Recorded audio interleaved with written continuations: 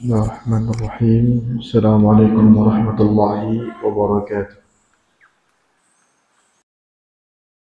Alhamdulillahi rabbil alamin wa bihi nasta'in ala umuri dunya waddin. Wassalatu wassalamu ala afdhalil anbiya'i wal mursalin nabiyyina Muhammadin wa ala alihi wa sahbihi ajma'in wa ba'd.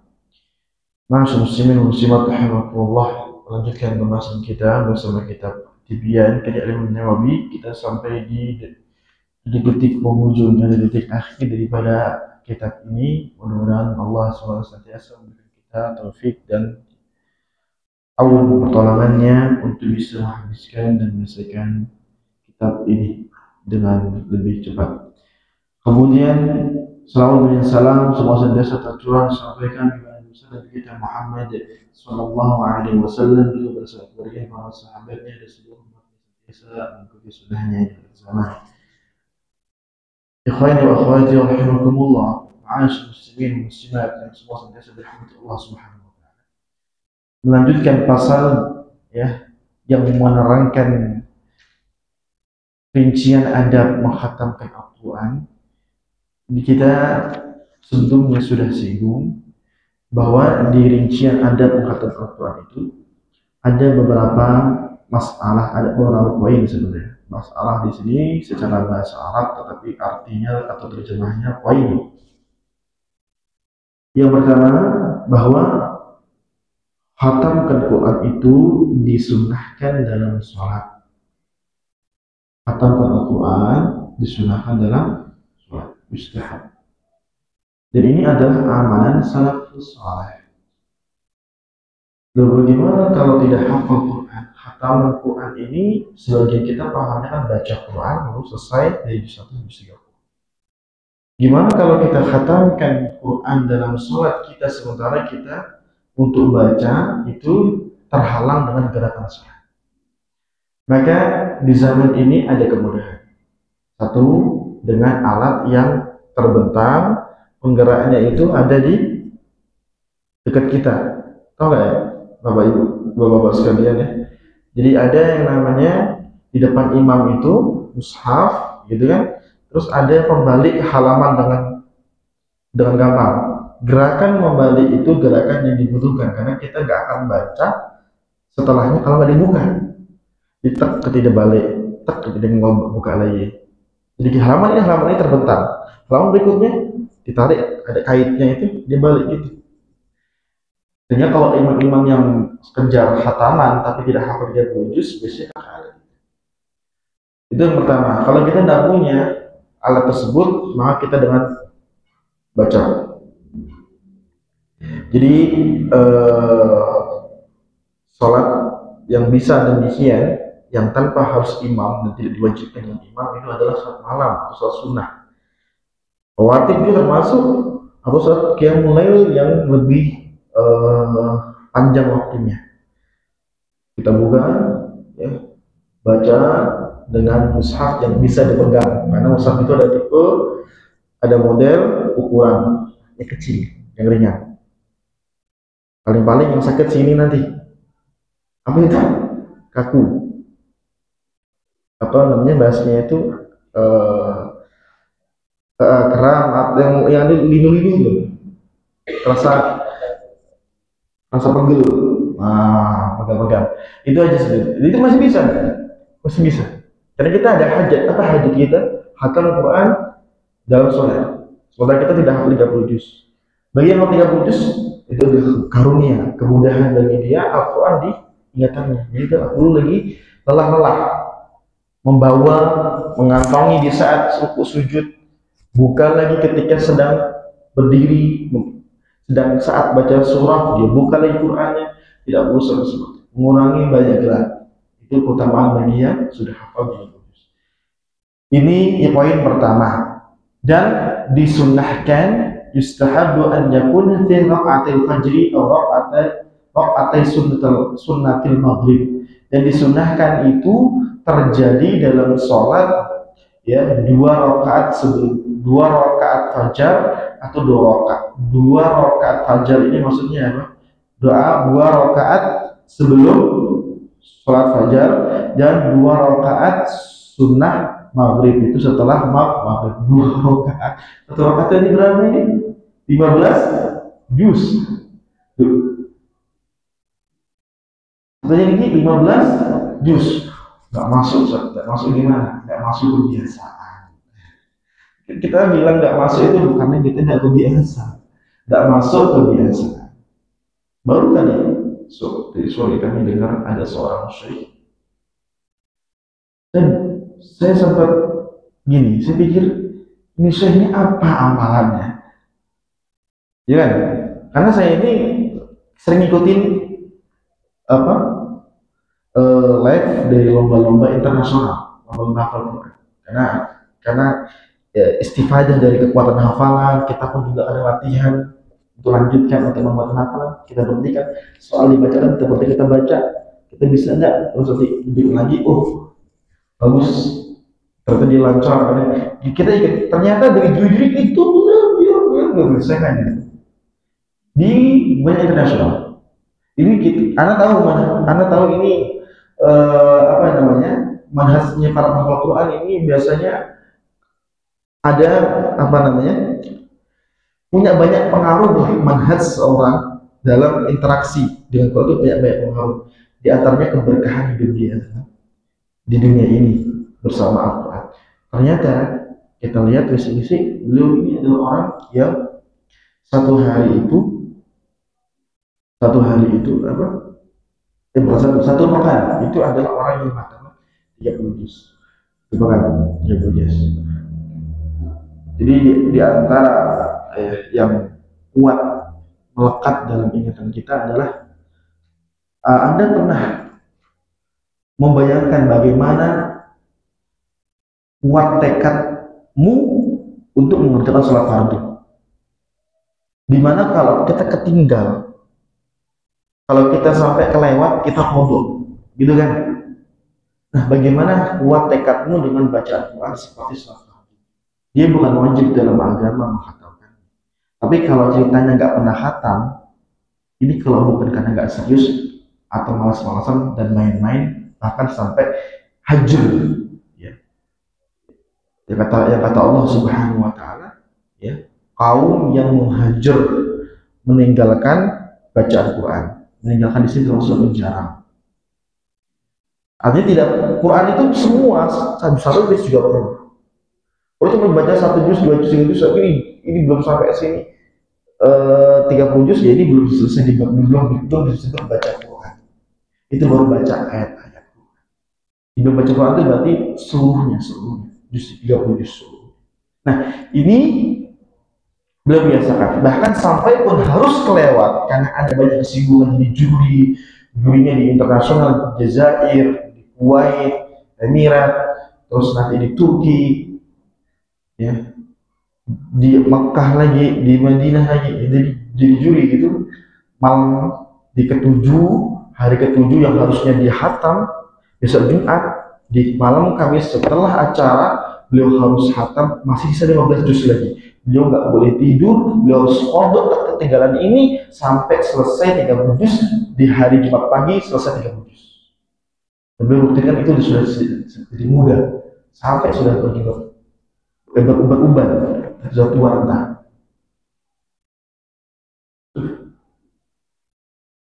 Jadi ini bukan nggak masuk, itu maksudnya nggak bisa, nggak punya kebiasaan, tidak memulai kebiasaan.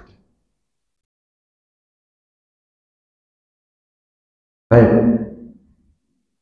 Dan dihatamkan dalam 2 rakaat fajar itu lebih utama, afdal. Nah, ini bagi yang punya kemampuan, khususnya yang sudah paham baca Quran, paham pemaknaannya. Karena dalam hadis Nabi SAW sebutkan, tidaklah orang itu dapat faqih, dapat pemahaman Quran yang menghatamkan Quran kurang dari 3 hari. Itu pun bagi yang paham, ya, yang mengerti bahasa Arab. Teknik pertama. Yang kedua, disunahkan untuk puasa di hari khataman. Misalnya hari kita khatam hari apa? Kita aja sampai bertanya, kamu kamu hari khatamanmu kapan, itu kita bingung sampai menjawab karena kita nggak punya tekad yang kuat.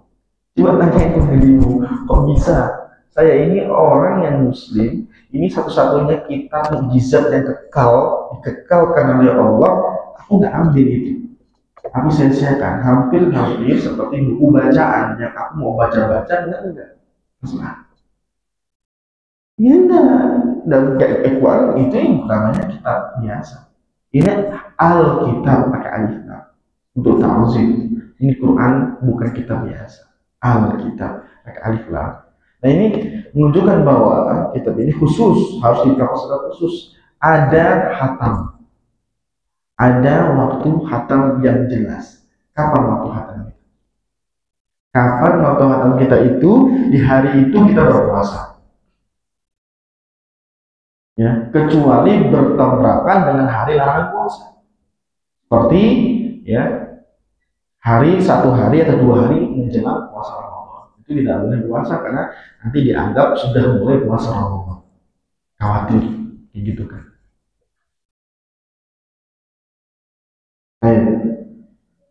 Atau khataman ketika sudah di hari 1 Syawal, itu tidak boleh puasa. Nah, itu hari berbuka. Baik. Yang ini kedua. Yang kedua ini ada tuntunannya, Ustaz. Puasa-puasa seperti itu. Ya. Tuntunannya dari hadis ya yang sahih ya, riwayat Abi Dawud, anna Talhah bin Musarrif ya, Habib bin Abi Thabit, Musayyib bin Rafi, imam tabi'in, imam di kalangan tabi'in, kufiyin, kanu yusbihuna fil yawmi lan yakhtimuna fil Qur'an siyama. Mereka di pagi hari khataman Quran, pagi hari misalnya hari Kamis saya itu adalah hari terakhir khataman Quran, maka di hari Kamis itu saya puasa sunnah Kamis. Lebih ditekankan karena bertepatan dengan hari khataman saya. Jadi kalau bisa tentukan hari itu yang harinya memang bertepatan dengan puasa sunnah. 12, 13, 15. Di 15-nya saya harus khatam. Saya puasa dan saya pun juga khatamkan Quran. Begitu pula Senin Kamis sama seperti itu. Jadikan hari-hari seperti itu. Maka itu lebih sunnah. Kalau kita masih bingung, ini sunnah apa ini puasa khatam Quran? Nggak ada dalam sunnah Rasul seperti itu. Memang tidak ada namanya, tak ada bab fikihnya pula. Tapi ini dilakukan untuk ta'zimil Quran. Karena Quran sama puasa ini apa? Quran puasa ini bersahabat. Quran puasa bersahabat. Puasa itu adalah ibadah siangnya seseorang. Nggak ada puasa malam. Quran itu ibadah malamnya seseorang. Karena kalau kita bahas ke belakang, bacaan yang paling ditekankan itu Quran malam. Dari maghribnya sampai isya, bukan cuma maghrib sampai isya, dari maghribnya sampai subuhnya. Jadi dua ini bersahabat karena dua ini yang memberikan syafaat. Suami memberikan syafaat kepada yang ahlinya, pelakunya, pelaksananya, karena dia sudah menahan untuk tidak melanggar puasa di siang hari. Dan di malam harinya Quran memberikan syafaat untuk pelaksana. Kenapa? Karena dia menahan ngantuknya dari waktu kapan waktu ngantuk? Maghrib kan nggak ngantuk, isya nggak ngantuk. Jadi bukan waktu itu sebenarnya.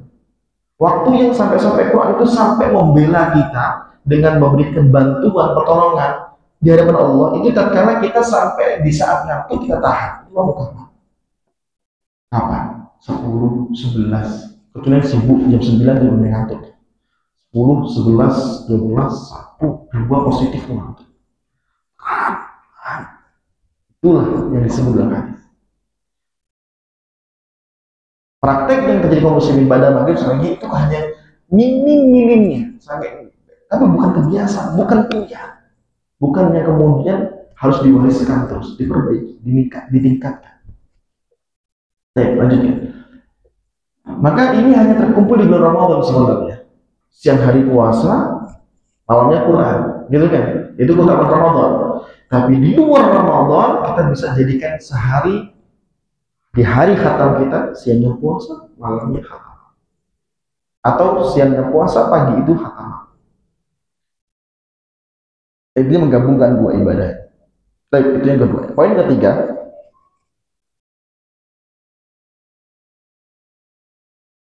ya, yustahabbu hudur majlis khatmil Quran. Disunahkan untuk menghadiri majlis khataman Quran.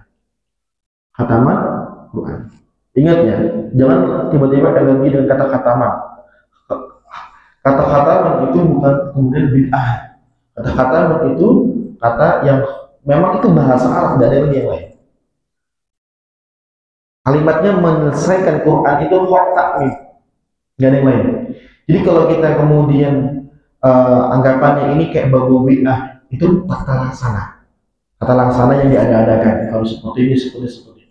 Ini yang ada di salaf itu adalah khataman juga. Tapi tata laksananya jelas berbeda. Ya. Ada majlisnya dibuat apa namanya? Semacam undangan kehadiran hudur di majlis tersebut khatam Quran. Untuk saat ini di tahun macam-macam ini di modernnya dunia itu majelis khataman itu hanya berlaku di pondok pesantren. Makin ditinggalkannya, makin berlakunya menyempit, keberlakuannya apa? Sedikit. Dan itu hanya di pondok tahfidz. Dan pondok tahfidz itu pun hanya pondok tahfidz yang bersama. Ya, yang makin lebih mendalamnya, makin lebih kecil lagi komunitasnya. Sementara itu bukan kewajiban hanya mereka atau bukan kebiasaan hanya mereka. Semua kita ini dapat Quran. Yang muslim itu bukan cuma yang harus pondok tahfidz, mereka langsung harus berspesialisasi Quran. Semua muslim spesialisasi Quran. Ya. Dengan mungkin dia punya keahlian lain itu beda, tapi asal dia nggak boleh dilepas adalah dia sama Quran. Muslim dan Quran itu nggak bisa, nggak bisa. Dan gimana dia mau muslim ke Qurannya dilepas? Muslim sholat, muslim baca Quran itu udah satu hal yang melekat. Makanya itu akhirnya muslim tidak lancar baca Quran, maka dia harus merasa sangat bersalah. Kalau saya Islam tumbuh besar dalam Islam tidak bisa. Sementara Quran ini adalah pedomannya Islam muslim. Salat yang agamanya Islam muslim, nggak ada yang seperti ini. Semuanya setara. Sebagaimana sholat tak boleh ditinggalkan, sebagaimana baca Quran sama. Intinya adalah muslim seperti Quran, asalnya itu. Walaupun kita tidak ada kelas spesialisasi, kelas apa, jurusan Quran itu di universitas karena zaman modern. Tapi asal kita baca Quran semua. Nah, ini khataman. Ya. Ini khataman. Jadi maksudnya ketika di majlis tersebut, ya, dilakukannya khataman Quran, ini kalau seorang dari yang hadir memang sudah mau khatam Quran, sudah juz 30, maka dia baca juz 30, lalu nanti yang lainnya menyimak. Kita majlis khataman. Tidak perlu harus dengan ini, dengan itu, dengan acara, tidak harus mahal. Yang penting majlis itu ada. Gimana majlis itu ada? Majlis itu ada adalah bentuk memang tumbuhnya kesadaran di masyarakat yang semuanya itu tidak mau lepas dengan Quran, walaupun dia punya profesi yang lain, profesi dunia yang dia ahli di dalamnya, tapi untuk Quran dia tidak remehkan juga. Nah, bentuk keseriusannya dia dibuatnya, setiap hari ini atau setiap atau mungkin bahkan tiap hari ada laporan di komunitas itu, dibuat draft laporan bacaan Quran atau kemudian data-data supaya terukur kapan nanti khatam, kapan nanti selesai. Benar-benar serius gitu. Jadi kalau nggak baca itu kayak apa gunanya ikut komunitas kalau nggak baca? Jadi dia merasa termotivasi kayak baca. Itu kan banyak grup-grup seperti itu. Pernah nggak dapat undangan grup seperti itu? One day one juz, Tuhan satu juz. Pernah kan? Tapi kita nggak baca-baca. Karena kita nggak, dan kita mau ikut, kita pikir diri kita. Apalagi itu online, apalagi itu pusatnya nggak tahu di mana kita di mana. Akhirnya kita merasa bebas pengawasan. Nah, kalau sampai di hadapan kita, kita nggak punya itu kan, maka untuk itu gimana? Biar tetap sadar, biar tetap hidup hatam Al-Quran itu, maka ini dia. Jangan bicara sunnah itu cuma masalah manhaj akidah. Itu pasti itu harus, tapi kemudian masalah semacam ini dianggap seperti itulah akhirnya yang merusak manhaj sunnah itu. Dia bermanhaj sunnah tapi tidak punya pengamalan sunnah. Sebatas apa? Batas ujung. Nah ini yang merusak akhirnya. Ketika seseorang mengumpulkan sunnah itu dalam mengamalkan sunnah itu, ketika Anda taruh di diri Anda, hiaskan berdiri tubuh Anda, maka kemudian itu akan menyinar, ya, bersinar tanpa harus Anda bicara, tanpa harus Anda sadar bersuara ingin kemudian didengar, terus kemudian ingin bantah, ingin semua gitu. Supaya dianggap ini sunnah, ini sunnah. Pengamalannya nol. Yang kayak gini lewat. Padahal ini bukannya sunnah, ini muslim siapapun sebenarnya. Apalagi yang benar-benar kembali kepada metode Nabi, metode salafus saleh, terhukum dengan sangat keras. Ini kebiasaan, ini harian, nggak bisa. Gimana sunnah? Jangan jauh-jauh ngomongnya. Amal-amal yang harian yang sesuai sunnah. Dikir pagi petang. Ini ibadah sunnah. Ini perlu diperhatikan. Bahkan sahabat hadis sahihain, akan sungguh Nabi sallallahu alaihi wasallam ya dalam kitab-kitab dalam dua, maka sungguh telah ditemukan ya terdaftar dalam dua sahihain dalam hadis Bukhari Muslim anna Rasulullah SAW bahwasanya Rasulullah SAW amrul hujjah, Nabi memberitahukan wanita haid bil khuruj, keluar untuk menghadiri Id, fayashhadunal khaira, mereka pun di situ menyaksikan fayashhadunal khaira, menyaksikan kebaikan Id.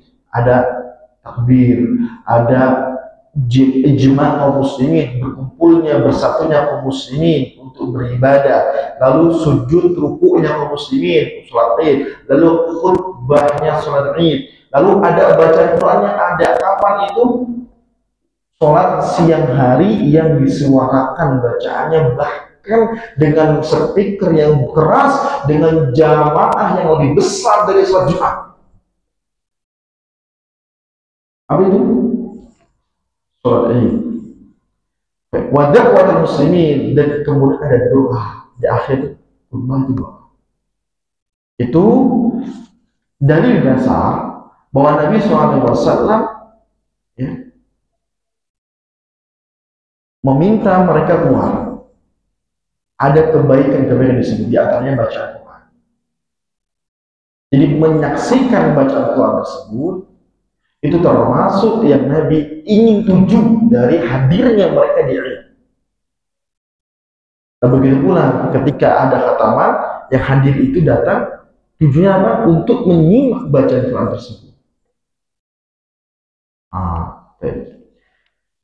Berikutnya, warawad Darimi wa Ibnu Abi Dawud bi isnadaihima 'an Ibnu Abbas radhiyallahu anhu annahu kana yaj'al rajulan yuraqibu rajulan yaqra'u al-Qur'an فإذا أراد أن يختم أعلم ابن عباس فيشهد ذلك. Ini kayaknya pernah kita baca. Ini memperkuat hadis yang tadi ya, yaitu adanya majelis khataman Quran, adanya pengawasan, adanya draft, laporan, kehadiran yang membuat orang ini serius untuk khatam Quran. Hadis dari riwayat Darimi dan Ibnu Abi Dawud dengan sanad keduanya dari Ibnu Abbas radhiyallahu anhu, bahwasanya Ibnu Abbas radhiyallahu anhu memilih menugaskan seorang yang menjadi pengawas, disebut namanya ya pengawas bacaan khatam Quran. Di mana orang ini tugasnya hanya mengawasi, memberikan laporan, memperingatkan jika dia berhenti, mengapresiasi jika dia istiqomah lanjut, memberikan laporan dan keterangan orang-orang masyarakat yang baca Quran. Faidah awal dan aktif. Jadi kapan dia khatam diketahui. Di satu RT ini rumah nomor 1, 2, 3, 4 mau khatam. Nomor 356 juz 15 masih setengah Quran lagi. Ditahui Alama bin Abbas dilaporkan ke Ibnu Abbas. Maka Ibnu Abbas hadir. Faiz hadir dalik dan Ibnu Abbas hadir dan mempersaksikan khataman tersebut. Nah, ada suasana itu di masyarakat kita. Masyarakat muslim terbesar di dunia, Indonesia.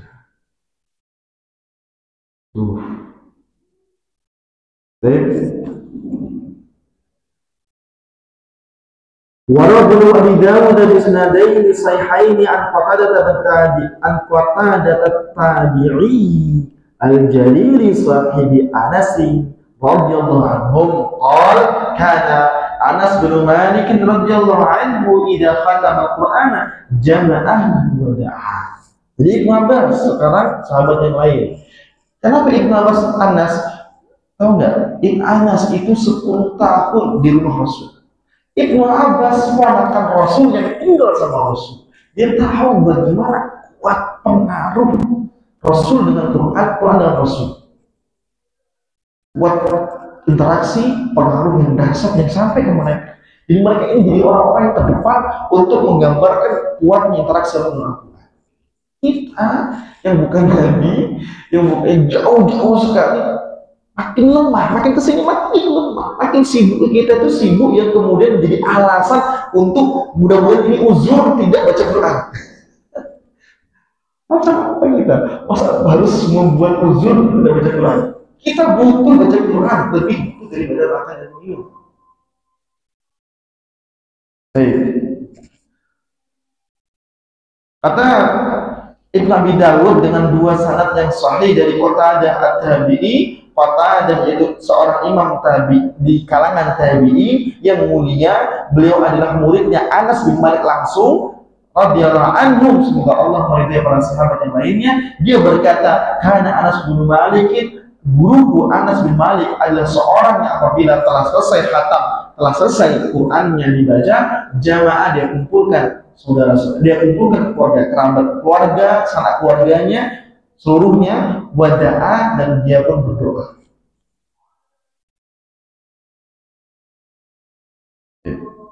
Ingat doa di sini apa? Ya, beda dengan doa berjamaah. Doa berjamaah pun sendiri itu juga masalah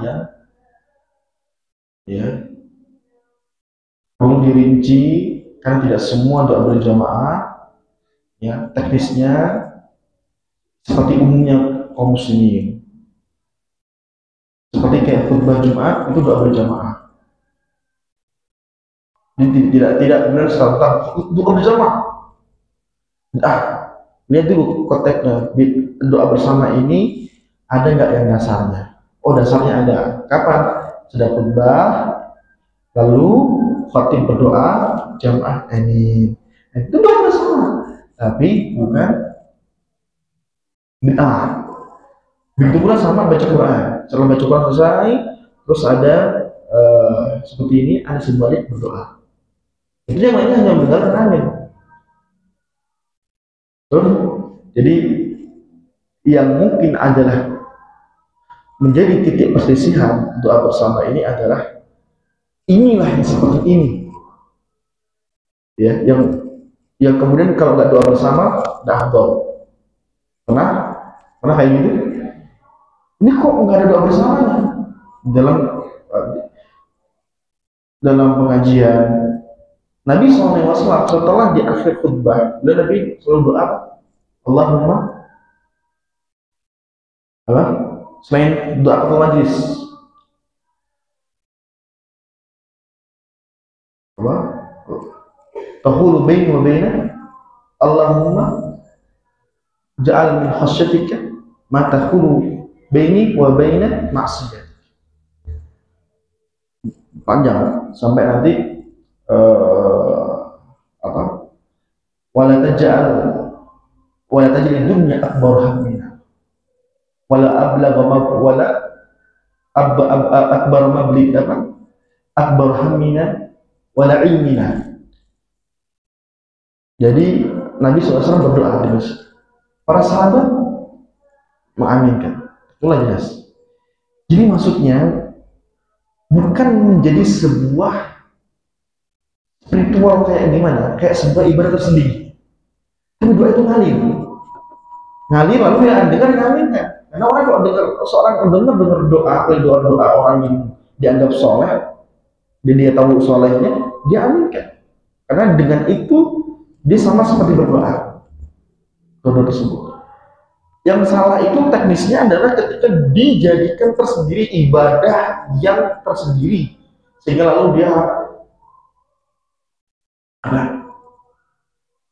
ada bacaan tertentu harus seperti ini, harus seperti ini. Kalau enggak, ini salah. Aneh baca. Jadi itu yang kemudian yang keliru dalam teknis doa bersama. Nah ini seperti ini bukan doa bersama yang lepas lalu tidak dicontohkan, tapi doa bersama yang maksudnya adalah ya dia setelah itu doa, setelah acara itu dia doa, ya terus kemudian yang mendengar ada yang mengaminkan atau tidak itu ya itu biasa terjadi seperti itu. Baik, sekali lagi ya doa bersama ini ya teknisnya perlu dirinci ya, karena ada namanya sama tapi tidak sama pelaksanaannya.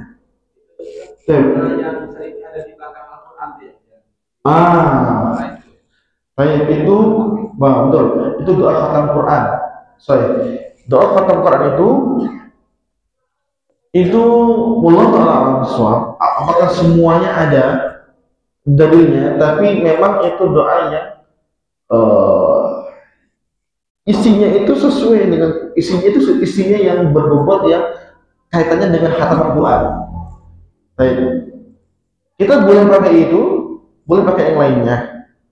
Cuma meyakini yang di khatam Quran, doa khatam Quran itu semuanya memang dalam hadis, karena belum tahu persis apakah semuanya dalam hadis. Ada yang dalam hadis, ada yang tidak kayaknya. Ada yang dibuat susunan. Yang membuat mungkin kita itu menjadi kayak inilah doa khatam Quran karena di setiap mushaf ada itu, ya kan? Di setiap mushaf itu belakang ada itu, dan itu keluar dari cetakan Quran mushaf di negeri Indonesia. Ada doa khatam Quran, ada Asmaul Husna, dan ada pengesahan dari depan. Itu semua sudah baku. Tapi apakah doa semua itu ada dalam hadis? Tidak semuanya. Dan apakah boleh pakai doa itu? Boleh. Cuma tidak menjadi sebuah anjuran wala keharusan. Artinya boleh pakai doa yang lain? Boleh. Tapi kalau kita ingin mudah, itu sudah terkumpulkan di sini. Pakai sini. Itu doa khataman. Dan bukan dinadakan. Ya kan? Pernah kan ada pujian-pujian dari doa khatam Quran? Oke, itu yang mungkin dikatakan. Ya, bukan dinadakan, tapi doa. Nah, di situ nanti silahkan berdoa. Dan sangat mungkin makna doa yang dilakukan oleh ahli sunnah juga itu doa sendiri. Karena nggak diterangkan jahar wala sirnya. Terang keras sehingga dengar yang lain amin kan, atau sir. Akhirnya yang lain juga ikut doa, tapi saya sendiri. Jadi bersama-sama doa, bukan doa bersama. Jadi intinya dua model yang boleh.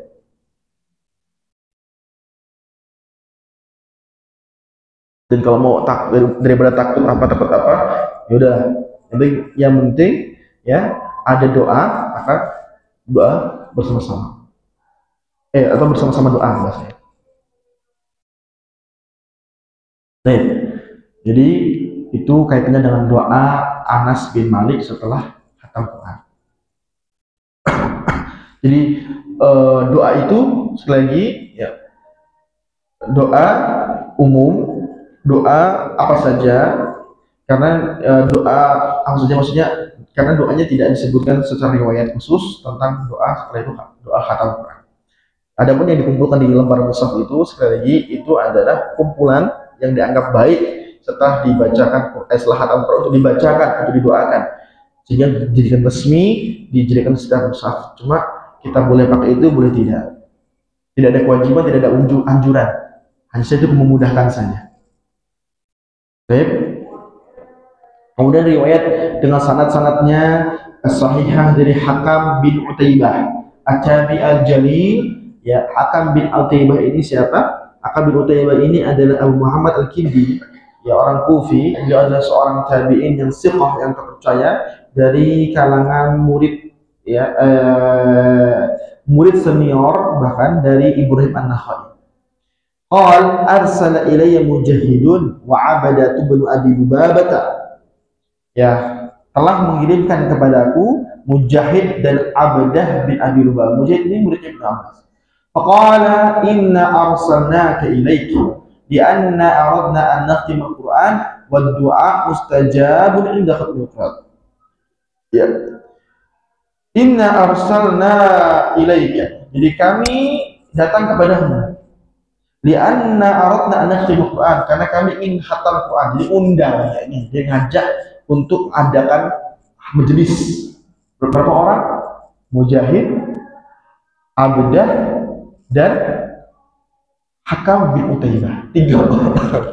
Ini masih lagi nggak perlu repot-repot majelis itu sampai harus buat ini khataman Quran tuh nyembelih kambing nggak? Repot nanti gitu. Yang penting ada majelis, khususnya orang yang sungguh-sungguh. Jangan juga banyak-banyak, tapi ini banyak grup tapi nggak ada yang aktif. Sama kan seperti ini, banyak yang ikut program tapi nggak ada yang aktif, berhenti semua. Udah di offin dulu aja, nanti takutnya mengaruh yang lain. 3 orang tapi aktif, khataman Quran. Buat doa, lalu doa setelah itu. Karena doa setelah itu, karena sholat setelah khatam Quran membawa wasilah yang syar'i. Ini wasilah syar'i, yaitu amal soleh. Apa amal solehnya? Baca Quran 3 juz. Itu kan membuat wasilah. Nah, wasilah ini halal, boleh, bukan syirik, jadi tidak bid'ah. Habis itu baru doa. Baik, seperti itu. Masih asing? Masih asing dengan beberapa kegiatan ini? Masih asing karena kita tak terbiasa. Kita tak terbiasa melakukannya. Ada dulu? Ya, insya Allah nanti kita coba pikir-pikir ya. Gimana ini bukan hanya cuma teori, lupa gitu aja, tapi kita praktekkan, kita amalkan. Apa perlu buat Ustaz? Kayak gitu-gitu. Kita buat. Yang serius-serius saja, yang aktif. Silakan azan.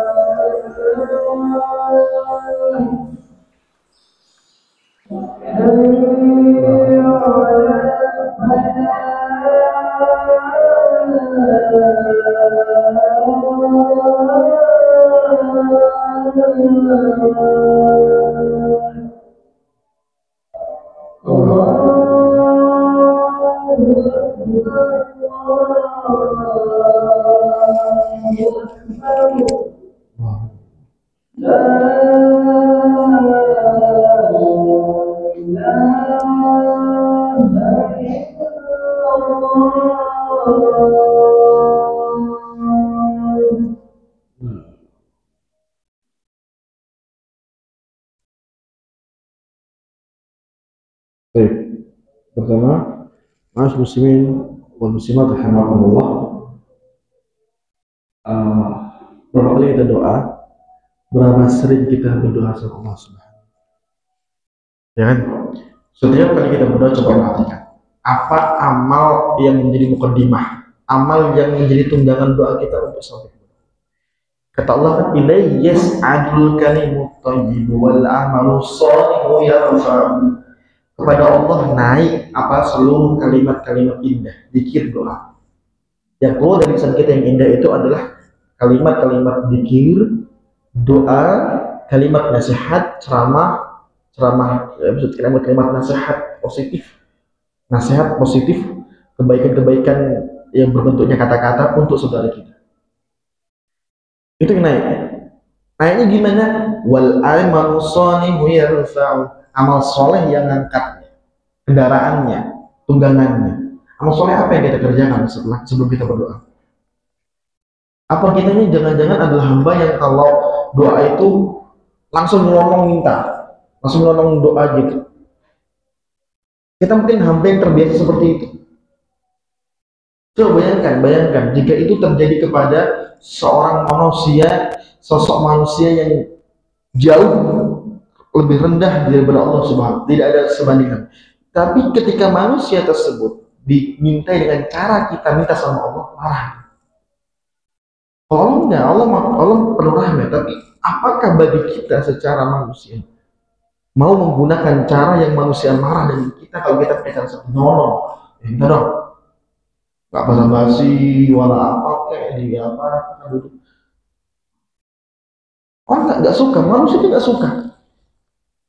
Hanya Allah Subhanahu wa Ta'ala ingin melihat kita sadar nggak Anda gitu loh, pantas nggak seperti itu. Nah, kalau selama ini kita doa itu selalu ngomong karena kita memang tidak semukadimah. Mukadimah ini lebih tepatnya bukan mukadimah saja, bukannya formalitas, tapi inilah yang mengangkut doa itu sampai kepada Allah.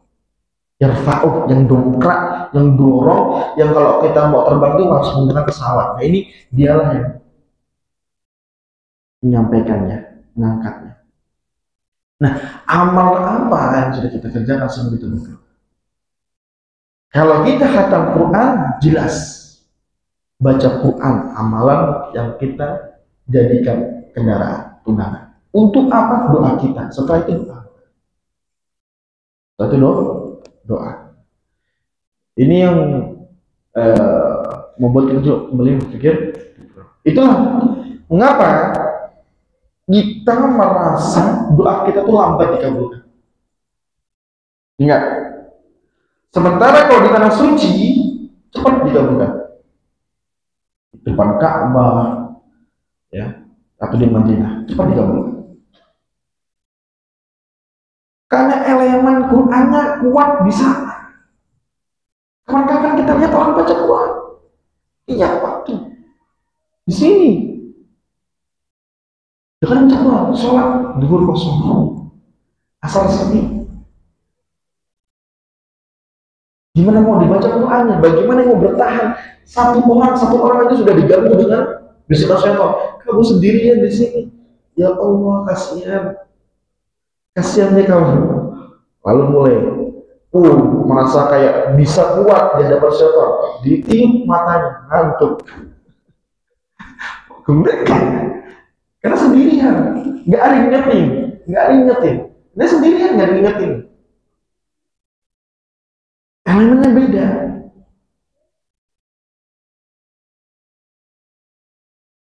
Dan Anda harus tahu bahwa ketika memang kenapa disalahan dikabulkan, karena Anda habis tawaf, Anda habis ibadah, baca, habis dengar. Kalau Anda mungkin di Madinah, kadang-kadang kaum muslimin ini kalau ke Madinah ke Mekah, kebiasaan di Indonesia yang jarang baca Quran, kenapa? Kan motivasi kalau orang jamaah yang berangkat umroh itu, kamu targetnya apa? Umroh itu targetnya apa? Harus ada pencapaian. Saya mau khatam Quran selama perjalanan umroh. Harus mencapai. Kalau enggak, untuk apa bayar mahal? Kan bayar ini untuk bayar ibadah. Bayar supaya bisa. Kalau ibadahnya pun malas-malas, ya salah. Khususnya baca Quran, saya ingin menyimak, saya ingin berdoa. Dan yang paling penting dalam umroh itu ya doa tadi.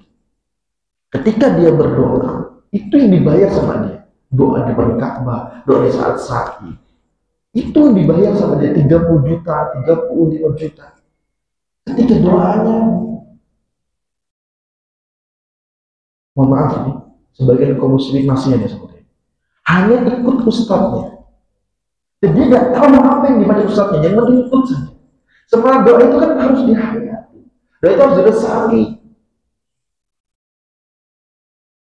Sambil menangis. Sehingga yang itu bisa dilakukan di Indonesia gitu loh. Ya kan doa kayak gitu bisa dilakukan. Ustadznya bilang Rabbana atina fid dunya. Itu bisa nangis. Sekarang di situ bukan kayak gitu, di situ lebih lagi, lebih khusyuk lagi, lebih dalam lagi. Bayangkan makna atina, makna fid dunya hasanah, sampai dari dunia manis sampai aja. Itu yang kita bayar mahal itu. Kalau itu nggak dapat, kayaknya kenapa? Ada mukaddimah. Kalau di kita ini bukan Madinah Mekah, Jambi, sadar. Jadi mukaddimahnya harus diadakan. Apa mukaddimahnya? Tawaf di sana nggak ada di sini. Baca Quran, sholat, puasa jarang. Nunggu Senin sampai Kamis, masa doa sampai Senin Kamis kan? Yang harinya tuh sholat baca Quran. Nah itu dia makanya. Harusnya setelah baca Quran, ya kita biasakan untuk ya doa mandiri sendiri masing-masing. Mengapa demikian?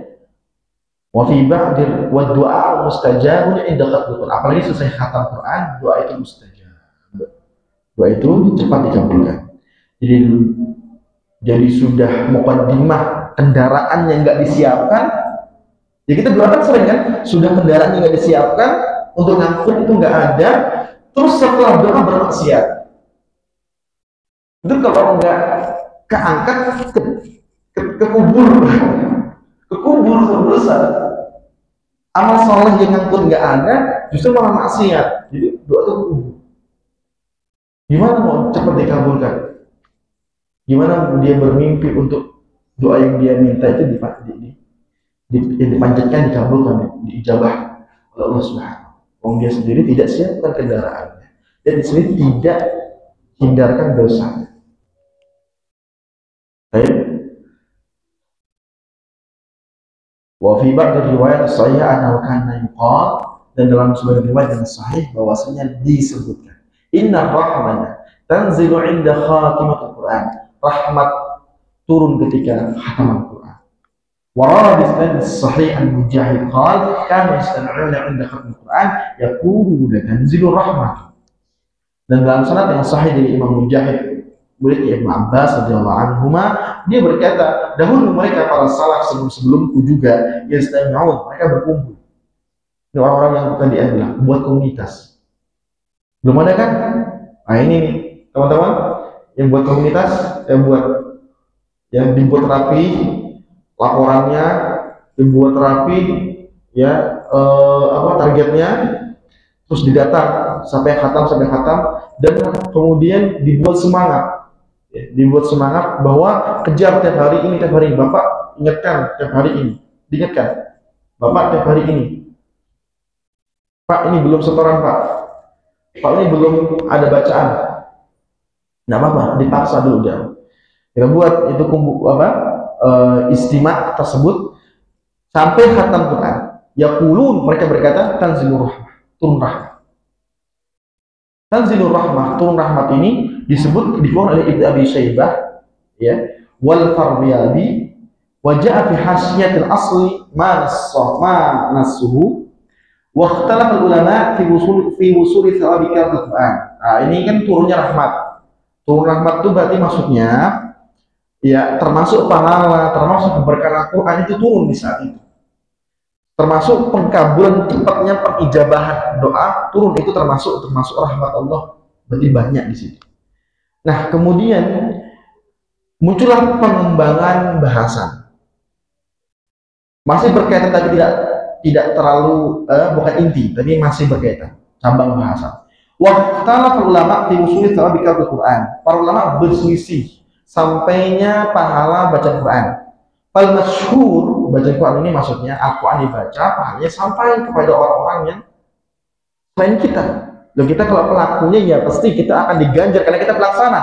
Apakah kemudian ini sampai kepada yang lain? Nah, ini pertanyaannya. Sampai yang itu siapa? Yang meninggal kayak orang tua kita atau yang lainnya yang hadir di antara yang majelis itu kan ada beberapa yang hadir. Apakah sampai ke dia juga? Karena yang khatam kan satu orang. Yang hadir beberapa orang yang belum khatam. Gitu kan? Maka kemudian fal masyhur, yang masyhur, ya masyhur ini berarti maksudnya terkenal, populer dari mazhab Syafi'i dan jamaah dan sebagian atau kumpulan besar, kumpulan banyak dari mazhab Syafi'i, orang-orang mazhab Syafi'i, imam-imam mazhab Syafi'i, itu nggak nyampe. Hanya untuk dia yang baca, hanya untuk dia yang khatamkan. Adapun Imam Ahmad bin Hambal dan sekumpulan ulamanya dan sekumpulan dari sebagian ulama Syafi'i bahwasanya itu sampai. Pada ikhtiar, maka yang menjadi pertengahan untuk apa? Untuk menjadi sikap kita, an yaqula qari, yang baca khataman depan itu agar membaca atau mengatakan setelah selesai baca Quran, Allahumma ausil thawaba ma qara'tu ila fulan. Ya Allah, juga sampaikan pahala yang aku baca bukan hanya untukku tapi juga untuk hadirin yang hadir khatam Quran. Jadi yang baca khatam Quran dan dapat pahala Quran, walaupun kita nggak tahu persis dapat tidaknya, tergantung keikhlasannya. Baik, yang hadir khataman, dia mungkin belum khatam Quran tapi dia sudah dapat pahala khatam Quran.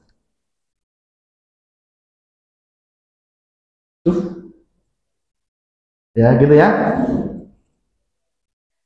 Wallahu subhanahu wa ta'ala, ini dari kitab Adhkar Imam Nawawi, dan itu yang intaha nasul hasya.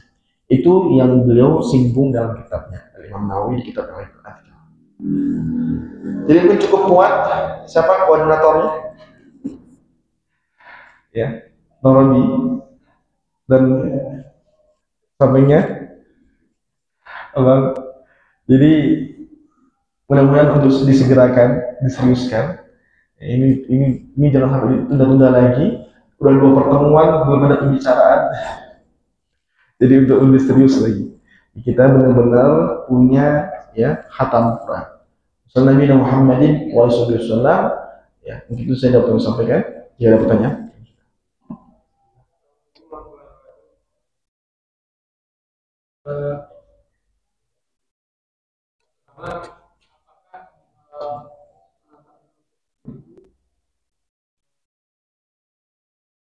Tidak bisa sendiri.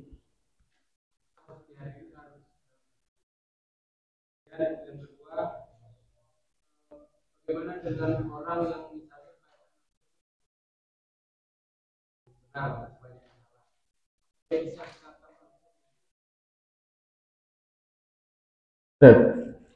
satu, apakah harus? Tidak harus.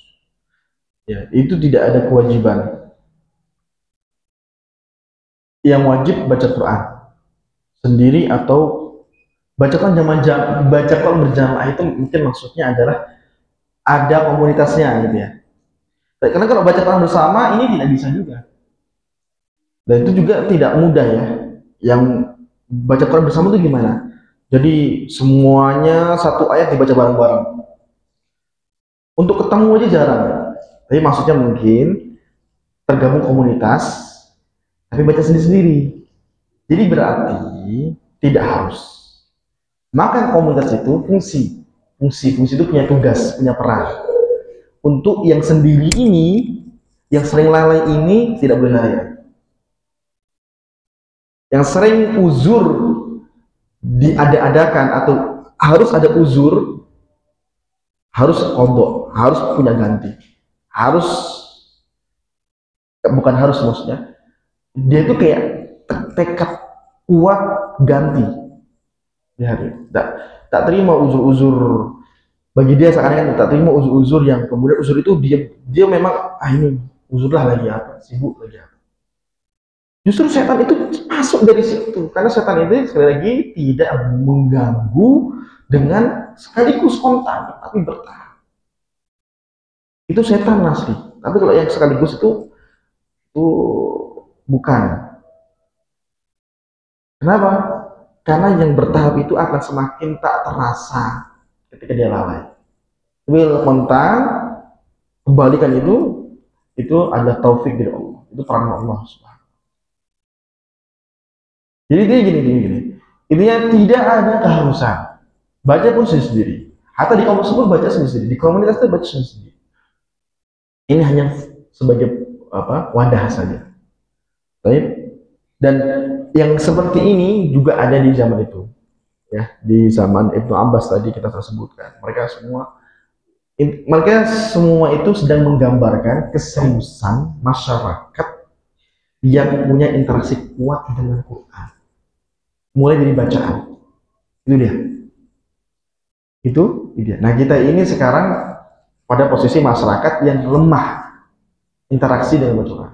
Bersambung dengan pertanyaan kedua, karena lemahnya interaksi dengan Quran, tidak semua muslim, bahkan yang Islam dari kecil, Islam dari lahir, bisa lancar baca Quran.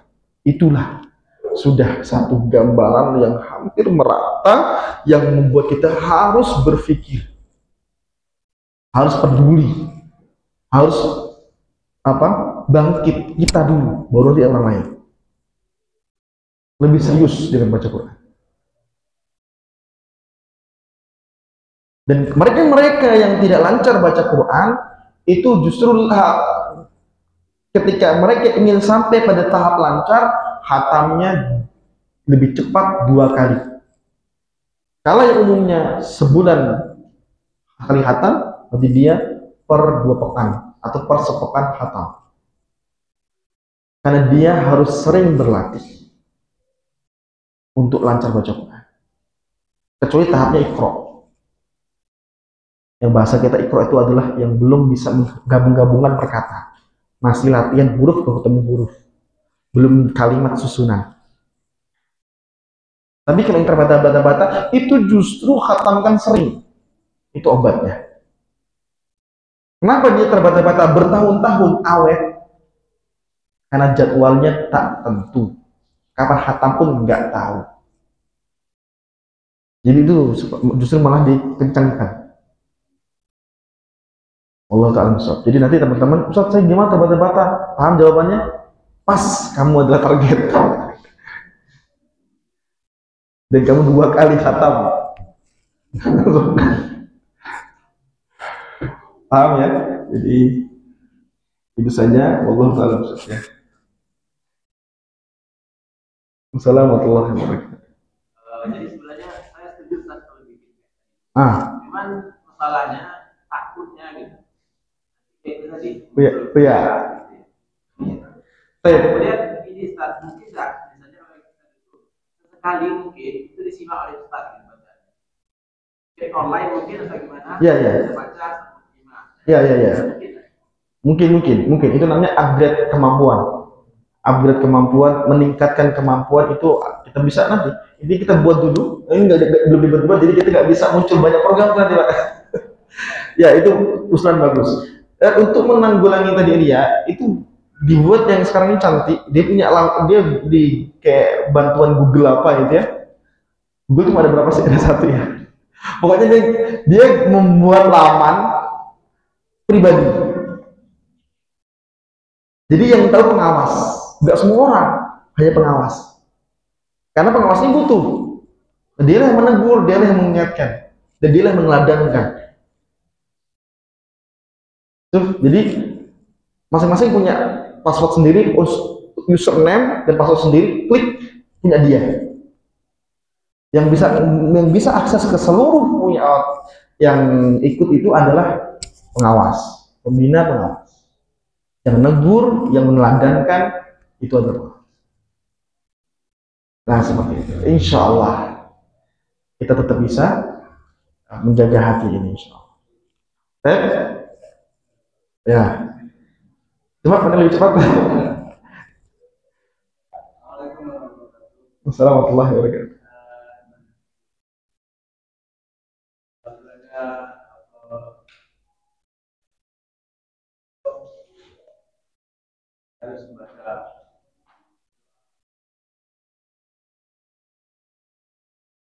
Oh ya, siap.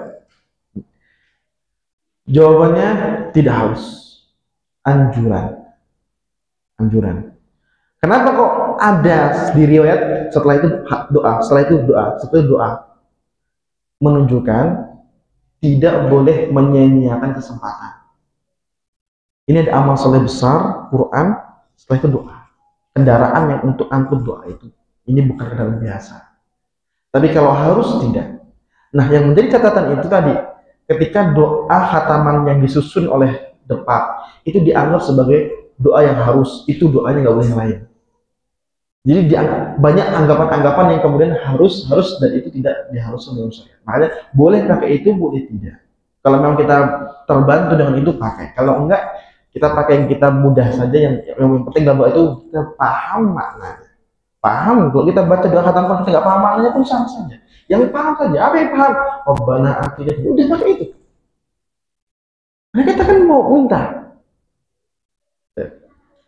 Kalau pakai doa khataman berarti kalau bagusnya dia dipahami. Iya betul, sebenarnya. Jadi ada banyak PR kemudian dianggap sehingga jadi harus. Asalnya tidak harus. Nah, gitu ya, tidak harus.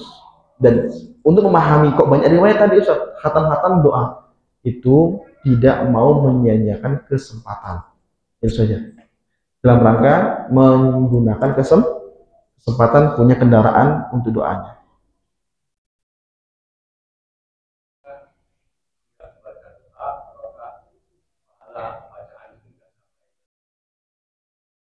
Oh, enggak sampai. Pertama sudah enggak harus, kemudian juga jadi enggak sampai, enggak juga. Tak ada. Ya, jadi mengalahi wajib gitu ya. Wajib saja kalau dikerjakan sampai itu. Sampai enggak sampai gitu ya. Ini berarti kan ini gambaran bahwa itu tidak sampai seperti itu. Itu anggapan. Sekali lagi ya, jangan beranggapan kecuali setelah memang diajarkan. Khawatir kalau dianggap-anggap ini nanti menjadi memaksakan sesuatu yang bukan syariat. Baik. Bisa ketika kita sudah mengazamkan untuk tapi namanya kita dari Malaysia, jadi kadang lewat. Kita malam kita mau full kan, sementara kita tahu ada hadis. Ini masalah ngantuk ya Ustaz. Jangan diteruskan baca Al-Quran ketika kamu dalam posisi ngantuk. Tidur dulu, karena takut baca itu salah. Gimana kalau kita maksain dengan ngopi dan itu pemahaman hadis itu.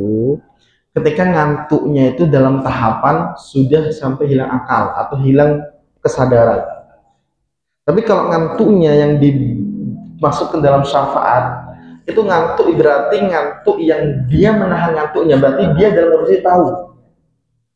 Artinya tidak akan bertentangan dua hadis itu. Makna yang pertama dia ngantuk sampai nggak hilang kendali, ya. Terus yang kedua dia ngantuk, tapi ngantuknya bisa ditahan. Nah inilah yang ngantuknya bukan hilang kendali, jadi tidak sampai tahap itu. Jadi masih tetap sadar dia baca, disitulah waktunya, di waktu baca Qurannya. Tadi itu kedua ya. Pertama apa ya pertama?